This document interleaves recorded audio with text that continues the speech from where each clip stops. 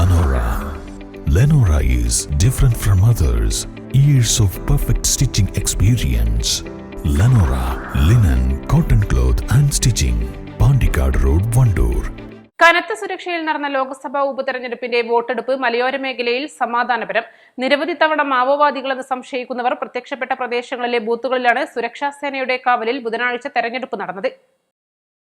Polling ബൂത്തുകളിൽ കഴിഞ്ഞ ദിവസം തന്നെ തണ്ടർബോൾട്ട് സേനയും പോലീസും നിയന്ത്രണം ഏറ്റെടുത്തിരുന്നു. വഴിക്കടവ് പോലീസ് സ്റ്റേഷൻ പരിധിയിലെ പുഞ്ചക്കൊല്ലി കോളനിയിലെ polling booth, Pothukal police station പരിധിയിലെ ഇരുട്ടുകുത്തി കോളനിയിലെ പോളിംഗ് ബൂത്ത് എന്നിവിടങ്ങളിലാണ് സായുധ സേന കാവൽ നിന്നിരുന്നത്.